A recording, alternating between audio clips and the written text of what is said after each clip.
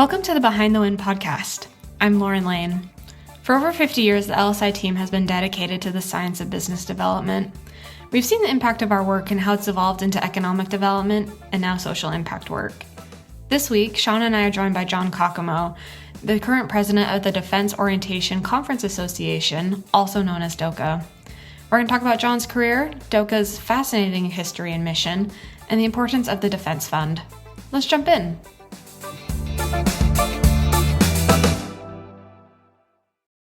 John, thanks for making time to do this recording this morning. As I had said, we've got a lot of our clientele and LSI employees and a lot of the LSI alumni that listen to these podcasts every week. And with Doca resuming the in-person conferences, we thought this would be a great opportunity to give Doca some visibility and just talk about the interesting history of Doca, which I think in of itself is just, it's fascinating. So as we start, just could you just talk a little about yourself and your background, how you got involved in Doca? And then I'd love to go into some of this Doca history, which is just amazing. Sure, absolutely. I'm happy to be here, Sean. And I guess I can say a little bit about myself. I come from a family that didn't have a history, a record of uniform service. I'd had some, distant cousins and some uncles that had served in the National Guard here or there. I had an uncle that served in the Second World War, like many millions of Americans. And, somewhere back in my distant history of Civil War and perhaps even maybe missed a little bit of the Revolutionary War, but different sides of my family have a different history. But I had always grown up with an interest and a fascination with, all of the cool things that people grow up with. I'm from the Top Gun generation, and, you love looking about tanks and fighter jets and aircraft carriers. But as I grew older, I started to understand that it was really about, the men and the women behind all of that equipment that were sacrificing, obviously coming out of Memorial Day, some of them sacrificing everything they had, but sacrificing time away from their friends and their family, going off and doing, dangerous and difficult things. And I grew up with an understanding of wanting to be, in some small way, part of that and maintaining a connection to the military. And for me, growing up in Cincinnati, there wasn't a whole lot of available bases to go and see. And fortunately, through my involvement with the Boy Scouts, we were able to take trips to Wright-Patterson Air Force Base and to Fort Knox, back when that was still the center of Army armor and maneuver. And I got to sort of see that kind of behind the scenes of what it was really all about, which was people putting their lives on hold in order to serve our country. And as I got older in college, I was pre-med and I had an acceptance in a medical school, and I was kind of thinking about what I wanted to do with my life. And I was thinking about volunteering. And that was right at that edge of the end of the Cold War and the peace dividend and the defense drawdowns. And it was a really, really difficult time to try to get into any kind of officer training with the military because there just simply weren't billets available.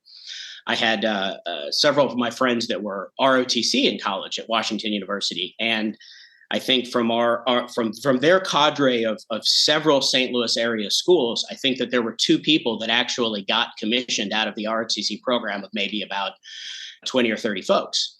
So for me, I kind of found a different way of service, and I ended up going into public service first in state and local government, and later in the federal government at the Department of Veterans Affairs. And throughout that process, I still maintained my interest in the military and the connection to what the people are doing. And at one point, my father, who'd been a longtime executive at Procter & Gamble, and he had a colleague that he served with who I'd known for a while, and he came over to our house and I said, "Oh, hi, Robert. How you doing? Nice to see you."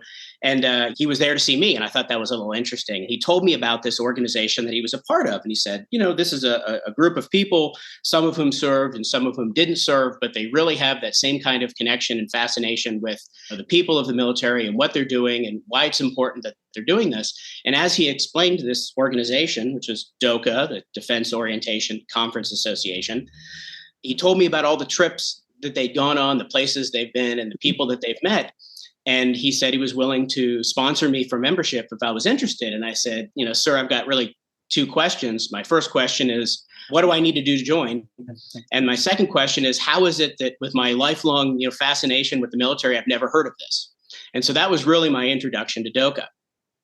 So having said that, it's hard to really describe Doca without going back to a prior organization that was started in the early 50s when, among other people at the time, General Eisenhower started to see that as there was a drawdown from the Second World War, and you have to remember that at that time we had created the largest uniform military that any democracy had ever created, tens of millions in uniform.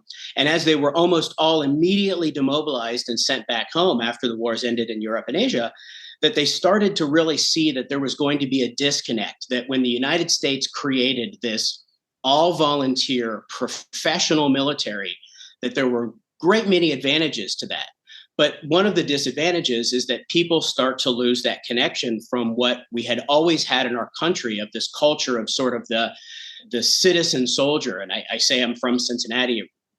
The story comes from the Roman society of the Cincinnatus, who was again a farmer who was called to service by his people to save the republic. And when he was done, he could have been king, he could have been emperor, and instead he returned back home to his farm, his duty having been done. And at the time, I believe he went from general of the army to chief of staff of the army to supreme allied commander in Europe. And right at the edge of becoming president, he had realized that something had to be done to attack this growing civilian military divide of people no longer maintaining a personal connection to the men and women that were serving to protect them. And the fear was that, as with all things, you don't necessarily care about those things as much as the things that you don't see. So it was created at government expense within the Department of Defense and the Undersecretary of Public Affairs to create this organization that was going to attack this divide. And the way they did that was by bringing together community leaders from all aspects of life and running them through essentially a initiation program that exposed them to the military. They could take these people and they would maybe bring them to a base on the East Coast and see the Marines and shoot machine guns with them, then take them out to a ship and learn about the Navy, take them to a base, let them play around on the tanks and, eat in the dining facility with the soldiers. And over this week or 2 week program, these leaders were able to experience for themselves, ask the questions that they wanted to ask in an unclassified setting, to really get their minds wrapped around what was going on, what they were seeing, and connecting it back to their lives to say, this is why it's important that we are supporting what these folks are doing. And when they came back to their communities, they went to their business organizations, they went to their social clubs, they went to their friends, their family, and were able to explain in their own words what it was that they were seeing. And the goal of all of this is the military gets to have a bit of advertising that they're otherwise unable to do. They're allowed to kind of socialize themselves with society in a way that it's not coming from a policy memo written by a general, but instead is coming from regular folks like us who saw what we saw and were able to explain in our own words why it was important to them. Well, that's all the backstory that brings us back to Doca. So this JCOC program that was government run was sort of a one and done. It had run through a number of years and it got to the early 50s. And the people that had been on this program said, I'm really learning a lot here. This is really important. This is a critical mission set that we can address. What can we do now? There's nothing else for us. So they got together and they formed an alumni association of fellow JCOC members and created this new organization that they called the Defense Orientation Conference Association. The conferences being these trips that they went on. And the idea being that they could continue on to learn and to grow so that they could come back and share what it is that they've learned. And in a nutshell, that's really what Doca is. It allows the members to learn about everything they can about the military, about national defense, about national security, foreign policy, and all of the things that come under that make it possible for people to otherwise understand why it is that we spend so much money on this and why it is that's important. And that's really what I can say about Doca. Sean, you understand it. So it's really just about kind of spreading the message of maintaining that connection between the civil society and the increasingly almost foreign military complex that supports us. As I look at the history of Doca, I think it was so visionary of Eisenhower to recognize both the importance of national security and to build this group of what today we would call influencers to go back out to their communities and explain why spending money on national security is so important, and to be an evangelist for the missions and how this relates to whatever national security issue the country was facing at that time. That vision of Eisenhower, he really understood this. And I think it was interesting. The folklore that I've heard of this is that Eisenhower gave this speech where at the end of the war, he said, there'll never be another war like we just came through. And as a result of that, what's going to happen is just like people, the farmers coming off of the farms at the 20th century, and they forgot where eggs and bacon and right, and all of all of the farm products came from going to the city. He saw that as a problem for America and what the future of national defense looked like, and how prophetic that was. At the time, almost every member of the Congress had served in the military. Today, there's a handful of members that have served, and I've met with every one of them. I've met with every single member of the Congress that has served in our military, and it is unbelievable how what a disconnect there is between the delegates representing these various districts and the importance of national security. So I think Doca's mission today, this really was the fear that Eisenhower had. And so I think Doca's mission is just more relevant today than ever before, since the founding of this organization. No, absolutely. And I can, throw some statistics at you. I think that Pew had done a public research study, and this is probably about 10 or 12 years old, but if anything, I bet you the numbers are probably worse. That at the time, they had interviewed a number of people across society, and they had another survey that was of veterans, and they kind of put the two surveys together and kind of drew out some information from it. And at the time, they had interviewed people who were, I believe it was 60 and older, and keep in mind, this is immediate family members. So we're talking about parents, siblings, children, that at the age of 60 and above, something like 3/4 of Americans had someone in their immediate family who had served. Right. And if you bring that down to the sort of, 30 to 60, that 75% became 50%. And if you came down to the 30 and under, it drops down to a third.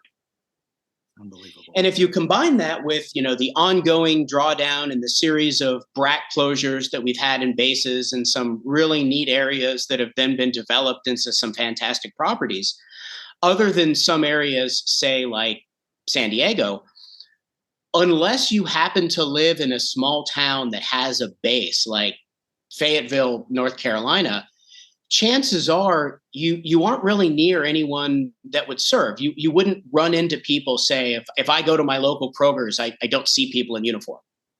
Right. Like you see it when I lived in DC, when you're riding the metro, especially when you're on the blue line going, near the Pentagon, you're used to seeing people in uniform. It happens. But bases are closed and moved further and further away to the periphery. And as fewer and fewer people serve in our all volunteer military, especially if you don't have a family member. I think one of those other statistics that said that if you had a member of your family, your immediate family that had served, you were probably 50% more likely to serve yourself. And it's almost becoming somewhat of a family business for a lot of families, where the parents serve, the children serve, the brothers and sisters serve, the children serve. And that's one of the dangers. And you had mentioned how prophetic it was for Eisenhower to recognize this, that he kind of knew the consequence of going to, he'd learned from the Romans, when you had a very small core of professional military, the first thing is that it's expensive. Second of all, because of that, it's going to be small and limited. And because it's small and limited, it can't be everywhere doing everything.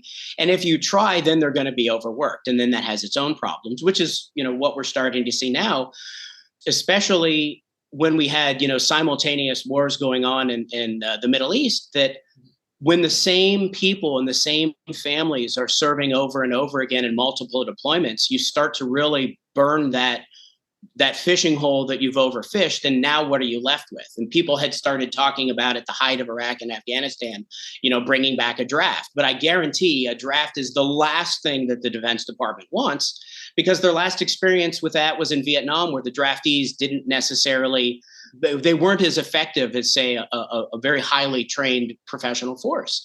And so this is something that our government is going to be with. It's something that our public fully supports. But at the same time, if you lose that connection, if you have that disconnect, it gets harder and harder, especially in these days where we're talking about debt defaults and debt limits and budgets, that, people look at and they say, you take the defense off the table and you take the entitlements off the table, there's really not a whole lot left to spend. And people start looking at those hundreds of billions of dollars for defense and saying, well, there's an awful lot of things we could find in there if we just start making cuts. Right. And that's why I think that, what Doca does is so important, because it allows people to see why it's important. When you see what the money is being spent on, when you see why these folks are gone for their families for so long, what it is that they're doing, it's really easy to kind of throw things out there and say, well, freedom, there's bad people out there. It's like, well, there's always been bad people out there. There's always going to be an excuse to get entangled in those foreign affairs.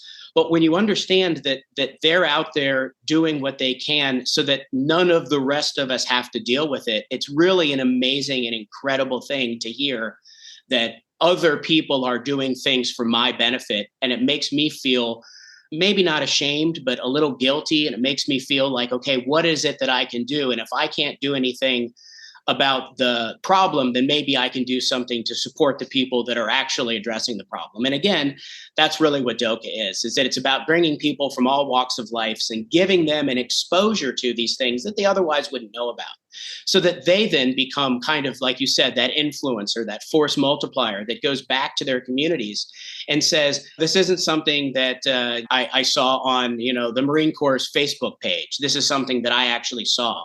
And when I talked to the general, I asked him questions, and within the limitations of classifications, he was able to give me straight answers. And when you're allowed to learn those things directly, to then turn around and become kind of like your own sort of primary source that says, this isn't something that I read, this isn't something that I saw, this is something that I directly learned. It allows you to then explain that to other people in your own words, so that you're not simply just kind of parroting talking points, which is unfortunately a very pervasive aspect of our society these days, really, in kind of all things.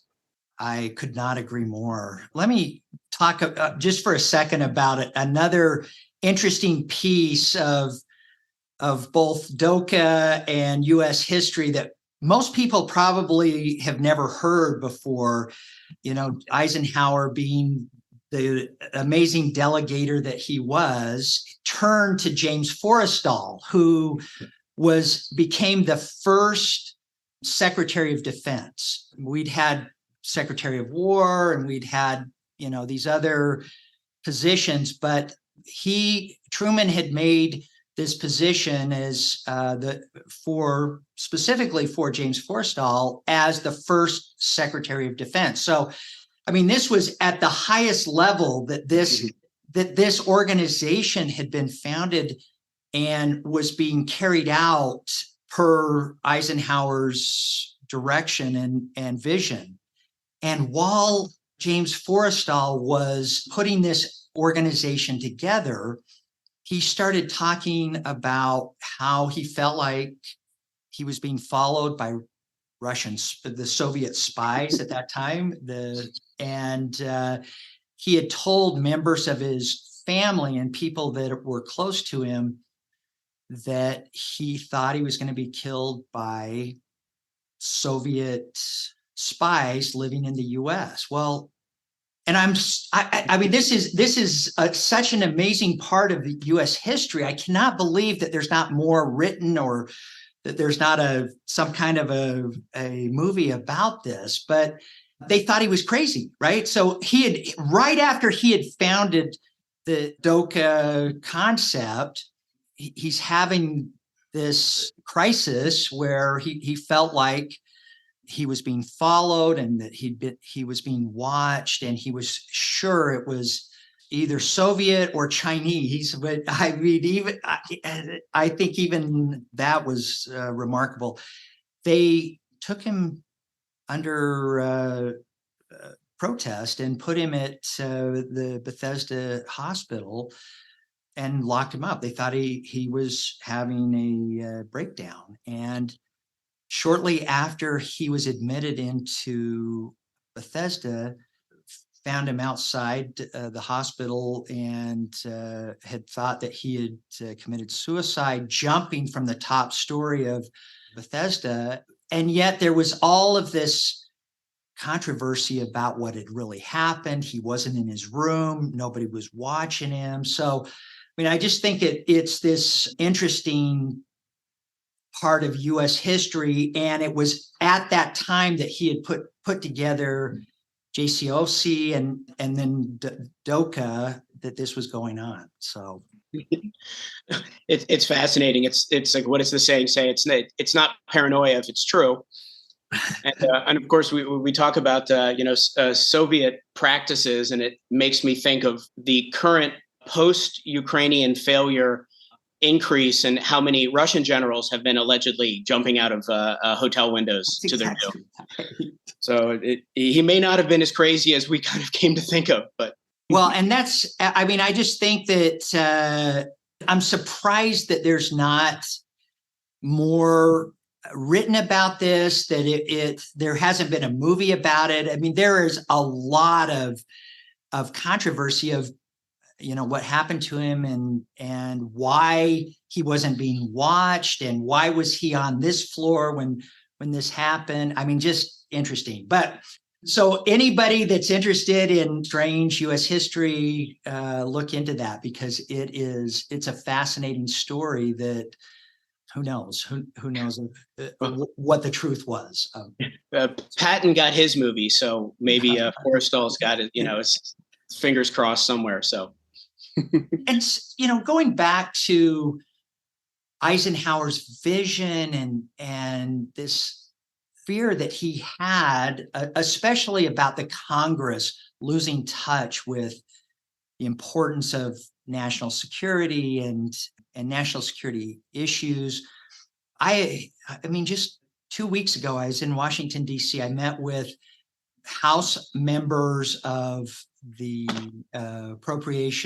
Defense Appropriations Subcommittee. And I mean, I just can see it, that they have a fundamental lack of a foundation in the importance of investing in technology, the threat of our adversaries. I mean, it's just, it really it's evident that now more than ever, Doca is so necessary for our country and for our communities as well. And I love what you're doing as the new president to evangelize Doca's mission and look at bringing in individuals in these communities and giving them this opportunity to understand all of these national security issues and how that relates by installation. And maybe we could get into that in just a minute. But so what happened after Eisenhower and Forstall put this together. I mean, can you talk a little about the last 70 years of the organization and what it has looked like coming into the 21st century? Sure. So, Doca has stayed largely the same, operating year after year, decade after decade. Essentially, what we do is we put on a series of, say, 4 to 6 conference trips, usually 3 domestically to military bases, and I'll get into that in a second. And then we've got our annual meeting, which we generally rotate East Coast, West Coast, sometimes Hawaii, just to move things around geographically. And then we try to do 2 overseas trips in conjunction between the State Department and the Department of Defense. What these conferences generally entail is, say, a 3-day trip. We just got back from one to San Diego, and this one was focused on the Navy. We spend each day at a different, there's three Navy bases in the San Diego area.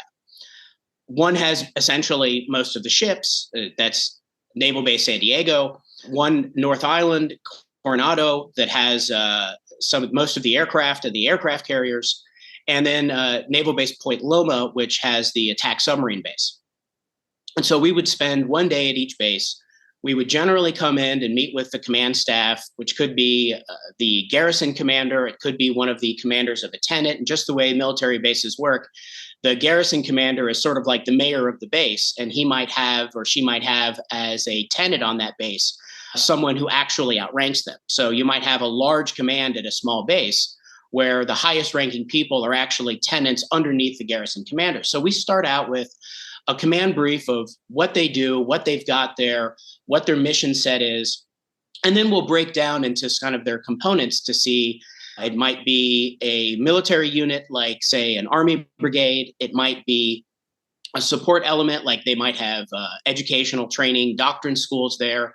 Or in the case of this trip to San Diego, you have the floating ships of the Navy. You've got the Navy SEALs and special operators. You've got helicopter squadrons. You've got the aircraft carriers and the support ships. And then you've got these attack submarines. And we would spend one day going from base to base, meeting really from top to bottom. And one of the fantastic things about Doca is that just on this last trip, we spent an hour with the 3-star admiral, gave us his undivided attention to walk us through his command, which is he's in charge of all of the Navy ships that float on the Western seaboard all the way out to the Pacific. Amazing. So he's got a lot of stuff to think about. He's got some amazing, he's got to talk about training. He's got to talk about doctrine and policy. He's got to talk about operations, finding spare parts. Does he have enough recruiting? Are the people coming in matching or exceeding the people that are leaving? And at the same time, he's got to worry about all of those little things that people don't think about, but are actually critical to national security, like military spouses and families, like base housing, like military pay, environmental concerns, dealing with the local civilian community. And so we'll spend all of our time learning all these big high-level things. But for a lot of people, really the highlight of the day is we'll go over to the mess hall and we'll eat with the sailors and really kind of talk to people who might be 19-year-old, where 6 months ago she was in high school and now she's learning how to drive a submarine. I mean, it's just absolutely incredible to hear how brilliant and how courageous and how smart these young kids are. And we keep all saying kids. These are uniformed members of the military that are ready to, in many cases, kill or be killed. And when you meet them, though, you are absolutely amazed by the things that they know and they learn from the bottom all the way up to the top. And so that's generally what we'll do. Is we'll take a 3-day trip, and we might be Air Force here, it might be Navy there, it might even be when we're in DC, we meet with the State Department, we meet with the National Defense University. We're taking a trip this September to Fort Leavenworth in Kansas City. And people think of that's where the military penitentiary and the prison is, but it's also where the Army's Command and General Staff College are. So it's the places where they make battlefield commanders, as well as the place that they lock away the people that did bad things that were bad. And on our international trips, they take on a little bit more of a national security, foreign policy flavor. We generally start off with the U.S. Embassy, with the ambassador and his country team, to learn about all of the mission sets that they have, which go beyond just military. They can involve joint and other government agencies. It might be the DEA, it might be Commerce, it might be the Department of Energy. And so you really kind of take on a flavor of how it all starts to fit in together, of all of the different things that really fit into national security besides just planes and tanks and bombs and ships. And it's really getting that kind of full feeling, especially outside of the United States, especially when we're talking with our host and allied governments and their militaries, to see how all these pieces fit back together, so that when we go back home to our communities, we're able to explain, this is why it's important that we're spending the money that we do. And it allows people to, on their own, kind of soak in all this information that they may not understand at first glance. You know what it's like, death by PowerPoint, watching a 20 slide deck presentation on the organization and hierarchy of some command somewhere. But when you absorb all of that in and you go home and you think about it, it starts to make sense why it is that we have a defense community that's as large as it is. It's because it needs to be, because we're asking it to do so many things around the globe 24/7. Absolutely. Thanks for that overview. There's so many directions we could go with this.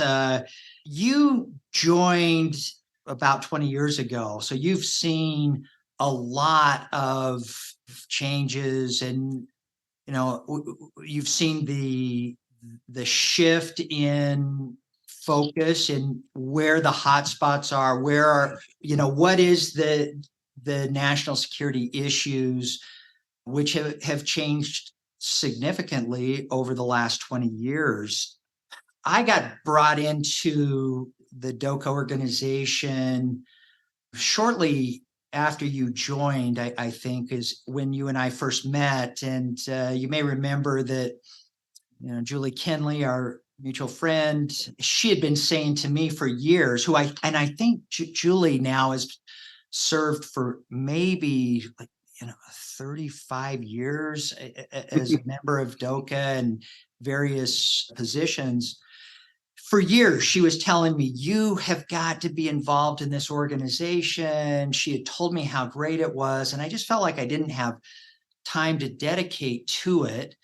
But about 20 years ago, like I said, I think it was shortly, you and I had met shortly after you had joined, and the organization had asked me to come in and asked our team to come in and just give some ideas on how the organization could build strategy around this. And so, even 20 years ago, what our thought was that we get back to looking at what is the national security priorities and then building a curricula around each of those priorities. And I've loved what you and the organization, the leadership has done, especially over the last 10 years, where there's been a focus on the nuclear triad. There's been a focus on the high north.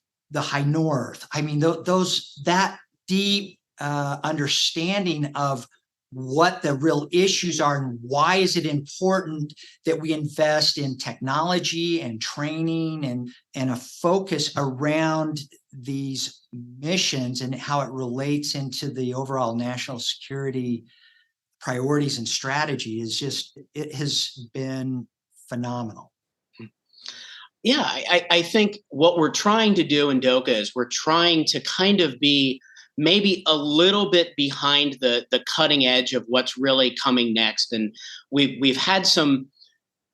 run into some unlucky times sometimes trying to be a little bit forward of our skis, in the sense that we had a trip planned to Egypt right before Arab Spring. We had a trip to South Korea a number of years ago when Mr. Kim started going crazy with missiles over Japan. We in fact actually I think had a trip scheduled to Ukraine right before the Crimean invasion. That's exactly right. And so sometimes when you're out a little bit close to what's going on, being a civilian organization kind of handicaps us in a way that JCOC isn't. and that we are just a regular 501c3, educational nonprofit of civilian members. We spend our own money. We don't take any appropriated funds, and therefore we operate in an unclassified setting. You can't see that I'm kind of making the sort of like measure that we sometimes get up a little bit, I think, to the edge of maybe learning some things that we probably shouldn't, but it's all in good nature. And also being by nature, by policy, non-attribution. Like, we're not trying to put people out. We operate by the so-called Chatham House rules, where, when we're in a closed room, we promise never to quote or cite people to get them into trouble, so that they feel a little bit more comfortable being able to give a little bit of a blend of their own personal take, as well as putting their hat back on and saying that this is the official government position. And it allows us to learn a lot of things that we otherwise wouldn't. And sometimes we hear things on, say, CNN or Fox News that it's like, yeah, I kind of already knew that a little bit. But at the same time, we have to be safe. We have to be smart. And so, much like our government itself, we've tried to kind of pivot with them. As you talked about the national defense policy, the national military policy, like to follow what it is that's of interest to them, so that we can demonstrate that we're not just a travel club, that we're serious people who really want to find out what's happening. We've pivoted to Asia and away from Latin America, I think, over the last couple of years, as the Obama administration pivoted to Indo-PACOM. But we still try to have a global reach. We still try to have a transcontinental reach. We try to cover all the parts of the area to make it a little bit easier for all of our members. And I think we're in, I think we've got 42 states now that we've got members. And so we really try to move things around for a lot of different reasons to kind of keep things fresh and interesting and exciting. But at the same time, we're still like a business, and we still have to kind of put together trips that people are interested in seeing. And at the end of the day, not being under official orders, like most of our trips we're able to put together because we have such a long track record of decades of service that we're taken seriously. But at the end of the day, we're able to put on the trips that the military is able to host us. So a lot of times we're able to go where they're able to provide for us. And it's not always a question of, hey, here are the 5 things I want to do and the places I want to go. Let's just make it happen. We try to do that. But at the end of the day, we're partners with the government. And so we kind of try to fit those areas in where it has that nexus of the things that the members are interested in, but they're interested in because this is what's actually happening in the world. I love it. I feel like there's been so many times that I've been a part of history. I was on that trip to South Korea and China a few years ago, and as we were, I don't know if you were on that trip. I cannot remember. I wasn't. You were not. As we were leaving the airport, as we were taking off, North Korea was firing missiles over our head into Japan after we had spent 2 weeks talking about this North Korean nuclear threat in China and South Korea. I mean, I'll never forget that. The other thing that we were in NATO. We've done a few NATO trips, and we were there right after the NATO summit in 2017. 2017. And it was fascinating listening to these countries talk about how are we going to meet our the GDP mandates, and how are we going to do this, and just getting their feedback. And you may remember this story. I had asked one of the NATO leaders, after having this amazing week working with the NATO countries, I said to one of the NATO leadership, what is your biggest fear? And he said, my biggest fear, this was in 2018, I believe, or 2019. I can't remember, but he said, my biggest fear is that Russia is going to invade the Ukraine and then Poland. And I said, that'll never happen. I said to him, I mean, I was looking around and saying, what are you talking about? Europe and NATO would never allow that to happen. And whoa.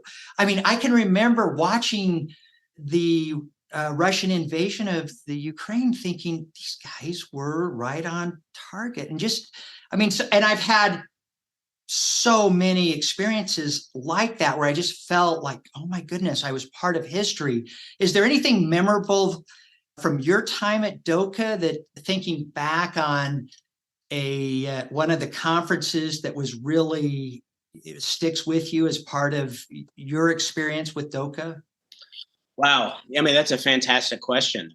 When you've been on as many of these conferences as we have, like, sometimes it's hard to think of one story, because there's stories that come off of every trip. I mean, I can just say, just recently, so I was telling Lauren when we first got connected that we just did our first international trip post-COVID to Canada. And I remember sitting in the brand new Canadian Pentagon. They've moved most of their national defense organizations into a new national defense headquarters outside of Ottawa. That's right. Ironically, enough, was the former Nortel Global headquarters. And of course, if you remember, Nortel went out of business precisely because of Chinese espionage. Exactly. And so we're sitting inside the Nortel headquarters talking about China. This had just been a week or two after the whole balloon incident. And so you're watching these balloons going across the United States, and we're talking about shooting them down. And did we shoot them down too soon or too late? And then we find ourselves sitting in the Canadian headquarters talking to the number 2 of the Canadian Air Force, who's kind of giving us a little bit of the backstory, because, of course, he had served with NORAD, the joint U.S.-Canadian command that's in charge of the northern airspace, back from when we were worried about the Soviet missiles coming over, the ice pack. Talking about, really his understanding of how it all worked. And of course, we're talking to a Canadian military, so it's different rules than if you would have been talking to an American military, and that he's able to be a little bit more forthright with his opinions. And then at the same time, we're talking about the new AUKUS, ASUK, US, Australian, UK, American, I don't know, you'd call it a treaty, but an agreement for the 2 countries to develop a nuclear submarine for the Australian Navy, as a direct result of Australia realizing that they need this to fight against to fight against Chinese incursions. So we're talking about Chinese balloons, we're talking about Chinese subs, we're talking about the US and the UK building submarines for Australia, and we're doing this in Canada to the Canadian military, where the stories that had just been released in the paper, by the way, were about Chinese interference in the Canadian elections. Yes. And whether or not Canada should be upset that they were left out of this nuclear arrangement for submarines with the UK and with Australia. All of us are just kind of sitting there going, these are the things that we read about in the paper right before we came here. These are the things that we're literally reading about in the newspapers in Canada as we're sitting here talking about this. And that day, when I went back to the hotel room, I started to type up my notes for the trip report. And the thing that came on was President Biden sitting with the heads of state of UK and Canada talking about the very thing that we had just been talking about. And so this isn't a major big thing. This wasn't, South Korea launching missiles. But you get a flavor for, like you said, that you're sort of inside the news cycle, living it and seeing it. And it's exactly those kinds of experiences that allow you to go home and talk about it. And people say, oh, I just saw that on the news last night. Well, really, I was just talking about it 2 days ago. Exactly. And so when you watch the news, I kind of hate to say this, but, there's an old saying, we know about all these things like, Murphy's Law and these corollaries that teach us things about life. There was one of those that was done by a professor, and I believe he was a doctor of philosophy and history. And he put together an idea that said, everybody watches the news, and eventually you're going to see a news story that's about something that you happen to know about. And when you see that story, you go, the news got it wrong. But people never make that connection to the other things that they see on the news that aren't the things that they know about, to understand that most of what you're seeing in the news, whether there's an intent or not, I don't want to get into the politics of it, but the nature of the news is to present sort of a pre-filtered idea. And when you're able to see some of these things kind of live as they're happening, talking to the people who are involved inside that decision loop, it gives you a completely different perspective to what it is that's actually really happening. And those kinds of things, we're not always lucky to get on Doca trips, but when we're kind of on that forward edge, a lot of times we kind of get ourselves sort of inside the news story. And I think that that's where Doca really, really has a key role to play, is that being there and being a little bit of that fly on the wall, you're able to kind of pass a little bit of that undiluted message back. I love it. I mean, I look back and not just understanding the concepts and the national security priorities, but I mean, I have had multiple opportunities to be on a Trident submarine. I've, gone into the cockpit of an F-35. We've gone down into the silo of a Minuteman ICBM. We spent a whole day with the Navy TACAMO air launch group. I mean, just the experiences that I've had over the last 20 years, really understanding the missions and the investment that America's made into national security and how that fits into the strategy is invaluable. One of the things that, as we wrap up, one of the things that I think sometimes is overlooked, and I love this part of Doca's mission, is in the last 70 years, Doca has invested millions of dollars into various military causes. And one of the things that I think has been so special is when we do these conferences at these installations, that Doca has it's a fund that was established many years ago to invest in various military, either the individual or the families or deployed units, and it has been really remarkable.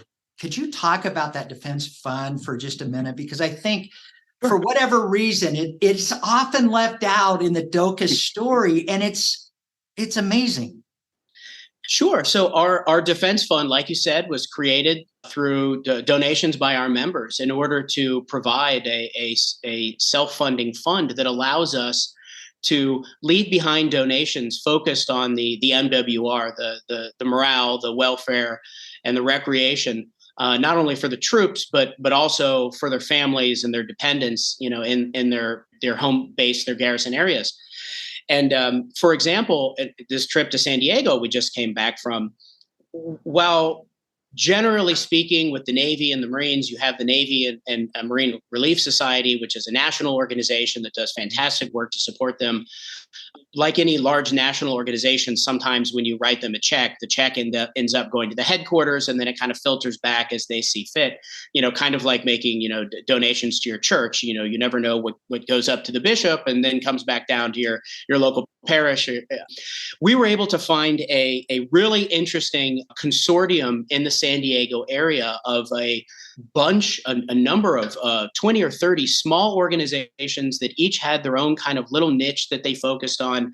And under one umbrella of the San Diego Military and Family Readiness collaboration, which is I think what it was called, we were able to give them a $15,000 check for them to be able to kind of distribute it locally as their needs come up, which for us in Doca has always been one of the absolute foundational key points of all of our conferences. And that we take up so much of their time in planning. We generally can start out maybe 6 months in advance with our team. General Berta has been an incredible support for us to take up, even if it's just an hour a week of a service member's life, taking him away from his mission, all the way up to the week before, there's generally a lot of flurry of emails and phone calls. And then we're spending time 8 hours a day, 6 hours a day for a couple of days in a row. We're taking so much away from the readiness that we're there to study that we really feel it's important for us to kind of leave something back for them. And of course, nothing's better than money. So we're able to find organizations that we're able to give them these funds so that they can apply them locally, directly as they need. And it can be something as little as, say a young soldier needs a bus ticket to go see his, sick parent. And if they're able to provide them with even, say, like a $50 grocery card, I mean, up into, sometimes they, buy gym equipment for their, or a Game Boy for their, recreation center. It's really important to us. We always wish that it could be more. And finally, let me just add this last little bit, in sort of reviewing your Behind the Wind podcast, I was able to listen to the one that you did with Jenny Taylor. Absolutely. From the Brent Taylor Foundation, and what an incredible woman is doing incredible things. And one of the things that, as you know, she's doing is she's trying to build towards creating sort of an honor flight type situation for the Gold Star families, for them to be able to get from where they are, in her case, for this first trip from Utah, to bring Utah families to Fort Benning. I believe it's Fort Moore now, I think. Haven't learned all the new names quite yet.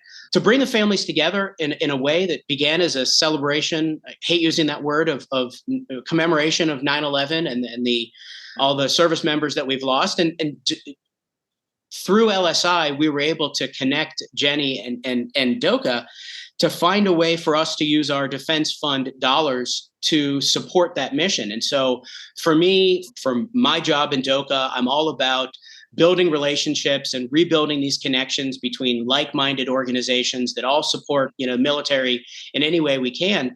And for us to be able to provide her with the sort of organizational and logistical support that she's trying to do while she's taking care of all of her kids is just another small thing that I think Docans are very excited about being able to support, because in the end, we're kind of all one big family, and everything that we can do to support each other is really how these things get done. One person, one organization can't do it all. Love it. John, thank you so much. I love what you're doing with the organization. I'm so excited that you're the new president, and you've got this long history with the organization, and where you're taking it, I think, is just tremendous. We will link all of this into the episode notes. And I really encourage anyone listening to this that if you have an interest in our national security priorities and how this fits with installations around the country, around the world, please consider joining Doca or donating to Doca. And like I said, we'll link John's contact information, and we'd be happy to help with anybody that has an interest in going to a conference or becoming a member. We'd love to facilitate that. So fantastic. As we've always said, if we can get you on a trip, you'll never look back. I agree. John, thank you so much. This has been great. Take care. Thank you.